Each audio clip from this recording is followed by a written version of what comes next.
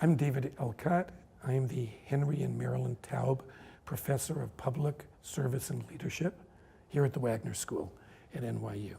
A number of years ago, I led a interfaith initiative of the major religious movements in this country on the Arizona-Mexico border on the issue of immigration reform. And I was interviewed on Mexican TV. Why would I care, a white, Jewish, American, why would I care about immigration reform? And so I explained that my mother fled illegally from the country in which she was born at the age of 17. She fled Germany, and she worked as a chambermaid, as a scullery maid on a farm in England, desperately trying to save her family. Ended up getting her sister, mother, and father out in August of 1939, immediately before World War II broke out.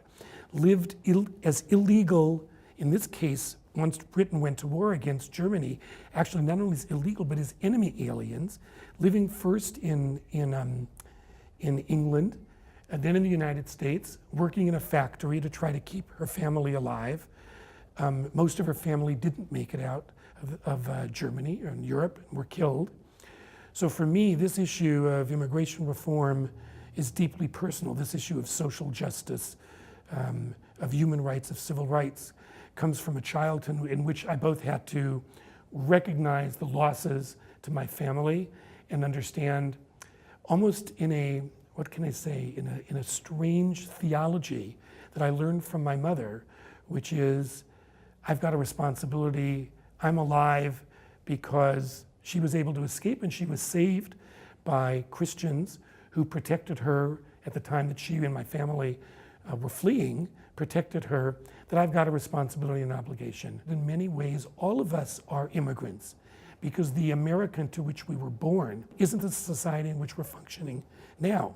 So part of those conversations about civic engagement, part of the conversations about citizenship, actually are for all Americans functioning in a very different type of world. The religious institutions of the United States have been more and more vocal about public policy. We see it across the board. It's not, we think today about, let's say, more conservative issues like abortion or homosexuality or contraceptives, but remember that the civil rights movement of the 50s and 60s was deeply informed and influenced by ministers as well, by people who spoke about God and liberation. So God has been in the public domain for a long time. That said, there's more and more pressure by religious institutions and religious leaders to be overt in the ways that they would be involved. In one of the recent polls that came out, under half of American high school students know the first 10 amendments to the Constitution, know what they're about.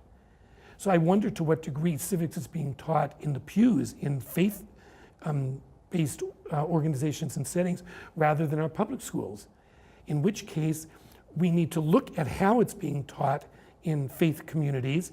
I'm also interested in the way that religious leaders see themselves as teachers of civics in America. I think that most ministers, rabbis, priests, imams, when they think about themselves, they don't think about themselves as educators of citizenship. They see themselves as speaking as religious leaders to a religious community. But in fact, if civics is being learned in the pews, then we need to take seriously how it's being learned. And that's the focus of my interest right now. If you think of the major areas of policy disputes in this country right now, they all seem to be somehow tinted, affected, or seen through the lens of religious beliefs. That actually was not as graphically the case in prior decades. In the 1940s, 50s, 60s, it didn't seem to play a preeminent role. Now, in fact, almost all the controversies will be affected by the religious viewpoints of the variety of religious communities in the United States. So in that sense, we are almost engaged in a religious revival in this country, which is wedding public policy to religious beliefs. For some people, they don't want to look at it because it scares them. I understand that. In my case, that's exactly the area that I want to focus.